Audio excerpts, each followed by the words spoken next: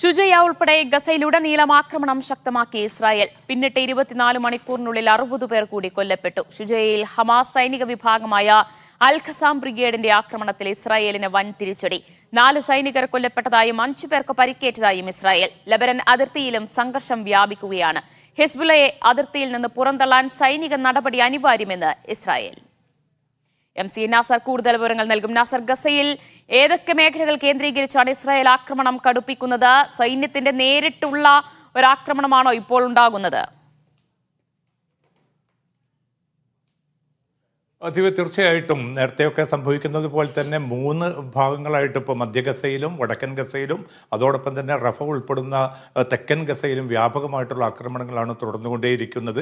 കാരണം പിന്നിട്ട ദിവസങ്ങളിലൊക്കെയും ജനജീവിതം വലിയ തോതിൽ പ്രയാസകരമായിട്ടുള്ള അവസ്ഥയിലേക്ക് പോകുന്നൊരു ഘട്ടത്തിൽ പോലും അവിടെയൊക്കെ സഹായ വസ്തുക്കൾ എത്തിക്കാനുള്ള ഒരു നീക്കങ്ങളും നടക്കുന്നുമില്ല. അതേസമയം ഈ ആക്രമണം തുടരുന്നത് കൊണ്ട് തങ്ങൾക്ക് ഏതെങ്കിലും അർത്ഥത്തിൽ ഈ സഹായ വിതരണം നടത്തുക എന്ന് തങ്ങളെ സംബന്ധിച്ചിടത്തോളം പ്രയാസകരമായിട്ടുള്ള കാര്യമാണെന്ന് യുനർവ ഉൾപ്പെടെയുള്ള ഏജൻസികൾ വീണ്ടും ആവർത്തിച്ച് വ്യക്തമാക്കുന്നു. പല ആശുപത്രികളുടെയും നേരത്തെയൊക്കെ റിപ്പോർട്ട് ചെയ്തതുപോലെ തന്നെ പ്രവർത്തനങ്ങൾ ഏറെക്കുറെ പൂർണ്ണമായ തോതിൽ തന്നെ നിലച്ചിരിക്കുന്ന ഒരു സാഹചര്യം കൂടിയുണ്ട്. ആ ഒരു ഘട്ടത്തിലാണ് ആക്രമണത്തിന് കൂടുതൽ വ്യാപ്തി നൽകിക്കൊണ്ട് മുന്നോട്ട് പോകുന്ന ഇസ്രായേൽ സൈനിക നീക്കം. അതിൻ്റെ ഭാഗമായിട്ടാണ് ഇപ്പോൾ 2 ദിവസമായിട്ട് ഷുജയ്യ കേന്ദ്രീകരിച്ചുകൊണ്ട് വലിയ തോതിലുള്ള വ്യോമാക്രമണം നടക്കുന്നു. അതോടൊപ്പം തന്നെ വ്യാപകമായിട്ടുള്ള ഷെല്ലാക്രമണവും ഈ ഭാഗങ്ങളിൽ തുടർന്നുകൊണ്ടേയിരിക്കുകയാണ്. അതിൻ്റെ മറവിൽ സൈന്യം കുറെ കൂടി മുന്നോട്ട് നീങ്ങാനുള്ള ഒരു ശ്രമത്തിനിടെയാണ് ഇന്ന് ഹമാസിൻ്റെ ഭാഗത്തു നിന്ന് അപ്രതീക്ഷിതമായിട്ടുള്ളൊരു തിരിച്ചടി ഇസ്രായേലിന് നേരിട്ടത്. 4 സൈനികർ കൊല്ലപ്പെട്ടതായും 5 സൈനികർക്ക് പരിക്കേറ്റതായിട്ടും ഔദ്യോഗികമായിട്ട് ഇസ്രായേൽ അല്പം മുമ്പ്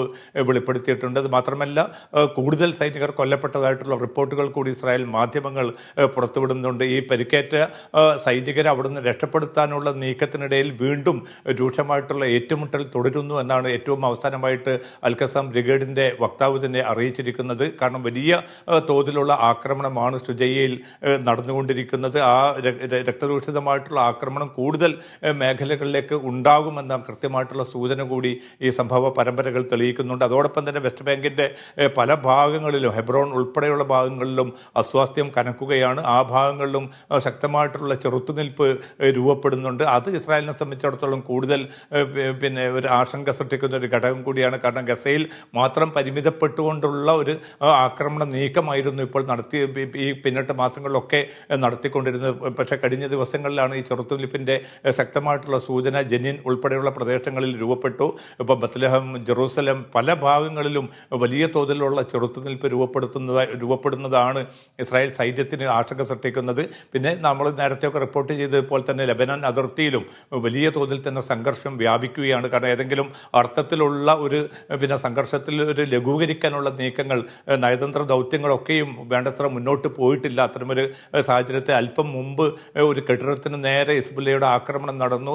നിരവധി പേർക്ക് പരിക്കേറ്റതായിട്ടുള്ള റിപ്പോർട്ടുകൾ പുറത്തുവിടുന്നുണ്ട്. ഔദ്യോഗികമായിട്ടുള്ള വെളിപ്പെടുത്തൽ അല്പം കൂടി കഴിഞ്ഞാൽ ഉണ്ടാകുമെന്നാണ് നാം കരുതുന്നത്. അത്തരമൊരു സാഹചര്യത്തിൽ ലെബനാനുമായിട്ടുള്ള ഒരു തുറന്ന യുദ്ധത്തിൽ നിന്ന് ഇസ്രായേലിനെ പിന്തിരിപ്പിക്കാൻ അമേരിക്കയും യൂറോപ്യൻ യൂണിയൻ തങ്ങളുടെ ദൗത്യങ്ങൾ തുടരുന്നുണ്ട്. പക്ഷേ അത് വേണ്ടത്ര മുന്നോട്ട് പോയിട്ടില്ല. കാരണം അതിർത്തി മേഖലയിൽ നിന്ന് ഏറ്റവും ചുരുങ്ങിയത് ഒരു 16 കിലോമീറ്റർ ബഫർ സോൺ ആയിട്ട് നിലനിർത്തുമാറ് ആ ഭാഗങ്ങളിൽ നിന്ന് ഹിസ്ബുള്ളയുടെ സാന്നിധ്യം ഒഴിവാക്കണമെന്നാണ് ഇസ്രായേൽ ആഗ്രഹിക്കുന്നത്. ഇക്കാര്യം തന്നെയാണ് ഇസ്രായേൽ പ്രതിരോധ മന്ത്രി യോവ് ഗാലന്റ് അമേരിക്കൻ നേതൃത്വത്തെ അറിയിച്ചിരിക്കുന്നതും. പക്ഷേ ഒരു നിലയ്ക്കും അവിടെ നിന്ന് പിൻവാങ്ങുകയില്ല എന്ന ഒരു ഉറച്ച നിലപാടിൽ തന്നെയാണ് ഹിസ്ബുള്ള എത്തിച്ചേർന്നിരിക്കുന്നത്. അതുകൊണ്ട് തന്നെ ആക്രമണം ഈ ഒരു യുദ്ധ സാഹചര്യം എന്നത് ഇപ്പോൾ പോലും നിലനിൽക്കുകയാണ്. ഏതെങ്കിലും അർത്ഥത്തിൽ നയതന്ത്ര ദൗത്യം വിജയിക്കുകയാണെങ്കിൽ മാത്രമായിരിക്കും ആ ഭാഗങ്ങളിൽ ഒരു പ്രതിസന്ധിക്ക് പരിഹാരം ഉണ്ടാവുക.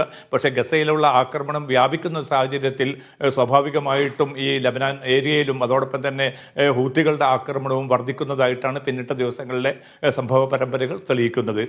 ദിവ്യ. അതോടൊപ്പം നാസർ, കഴിഞ്ഞ ദിവസങ്ങളിലൊക്കെ ചില റിപ്പോർട്ടുകൾ പുറത്തു വന്നത് ഒരു നേരത്തെ ഭക്ഷണം പോലും ലഭിക്കാത്ത അവസ്ഥയാണ് ഗസയിലെ ജനങ്ങൾക്ക് എന്നതാണ്. ഇപ്പോഴും അവിടേക്കുള്ള സഹായ ട്രക്കുകൾക്ക് ഏർപ്പെടുത്തിയ നിയന്ത്രണങ്ങൾ അതേപടി തന്നെ തുടരുകയാണോ? ദിവ്യ, തീർച്ചയായിട്ടും അതിൽ ഏതെങ്കിലും പിന്നെ വലിയൊരു മാറ്റം ഉണ്ടായിട്ടില്ല. വലിയ തോതിലുള്ള സമ്മർദ്ദം അന്തർദേശീയ ഗ്രൂപ്പുകളുടെ ഭാഗത്തു നിന്ന്, UN ഏജൻസികളുടെ ഭാഗത്തു നിന്ന്, UN മനുഷ്യാവകാശ സംഘടനകളുടെ ഭാഗത്തു നിന്നൊക്കെ ഉണ്ടാകുന്നുണ്ട് എങ്കിൽ പോലും പ്രയോഗതലത്തിൽ ഇസ്രായേലിനെ കൊണ്ട് ഇത് അംഗീകരിപ്പിക്കാനോ പിന്നെ കരീം ഷാലോം അതിർത്തി, അതോടൊപ്പം തന്നെ റഫ അതിർത്തി മുഖേന കൂടുതൽ ട്രക്കുകൾ എത്തിക്കൊണ്ട് ഈ ഒരു പട്ടിണിയുടെ പിന്നെ വ്യാപ്തി അത് ചുരുക്കി കൊണ്ടുവരാനുള്ള ഒരു നീക്കം പോലും ഉണ്ടാവുന്നില്ല. കുറഞ്ഞ തോതിലുള്ള വളരെ ചുരുങ്ങിയ ട്രക്കുകൾ പിന്നെ ഇന്നലെയും ഇന്നുമായിട്ട് വന്നു എന്നത് മാറ്റി നിർത്തിയാൽ കാര്യമായിട്ടുള്ളൊരു പുരോഗതിയൊന്നും ഈ ട്രക്കുകളുടെ വരവിൻ്റെ കാര്യത്തിൽ ഉണ്ടായിട്ടില്ല എന്നതാണ് ഏറ്റവും അവസാനമായിട്ട് ലഭ്യമാകുന്ന റിപ്പോർട്ട്. ഇന്ന് ഒരു 19 കുട്ടികളെ ചികിത്സയ്ക്കായിട്ട് കരീം ഷാലോം അതിർത്തി മുഖേന രക്ഷപ്പെടുത്താൻ സാധിച്ചു എന്നത് മാറ്റി നിർത്തിയാൽ അവിടെ പരിക്കേറ്റ് കിടക്കുന്ന, പ്രത്യേകിച്ച് ആശുപത്രികളുടെ പ്രവർത്തനം പൂർണ്ണമായിട്ട് താളം തെറ്റി നിൽക്കുന്ന ഒരു സാഹചര്യത്തിൽ എത്രയും പെട്ടെന്ന് രക്ഷപ്പെടുത്തേണ്ട അർബുദബാധിതരുണ്ട്. അതോടൊപ്പം തന്നെ പരിക്കേറ്റ 88,000-ഓളം പേർക്കാണ് ഇതുവരെ പരിക്കേറ്റത്. അതിൽ നല്ലൊരു പങ്കും വിദഗ്ധ ചികിത്സ ആവശ്യമുള്ള പിന്നെ ഉള്ള ഫലസ്തീനികളാണ്. അവരെ അവിടെ നിന്ന് രക്ഷപ്പെടുത്താനോ മറ്റിടങ്ങളിലേക്ക് കൊണ്ടുപോകാനുള്ള ഒരു നീക്കം കാര്യമായിട്ട് നടക്കുന്നില്ല. അതുകൊണ്ട് തന്നെ ഈ പരിക്കേറ്റവരിൽ നല്ലൊരു പങ്കും മരണത്തിന് കീഴടങ്ങുന്നതായിട്ടുള്ള റിപ്പോർട്ടുകൾ തന്നെയാണ് ഏറ്റവും അവസാനം പുറത്തു വരുന്നതും. ദിവ്യ, MC നാസറാണ് വിവരങ്ങൾ നൽകിയത്. ഗസയിലുടനീളം ആക്രമണം വ്യാപിപ്പിക്കുകയാണ് ഇസ്രായേൽ ചെയ്യുന്നത്. അതുപോലെ തന്നെ ലെബനൻ അതിർത്തിയിലും ആക്രമണം ഘടിപ്പിക്കുകയാണ്. അവിടെ അതിർത്തിയിൽ നിന്ന് ഹിസ്ബുല്ലയെ പുറന്തള്ളാനുള്ള സൈനിക നടപടികളിലേക്ക് ഇസ്രായേൽ കടക്കുന്നുവെന്ന വിവരങ്ങൾ കൂടി പുറത്തുവരികയാണ്.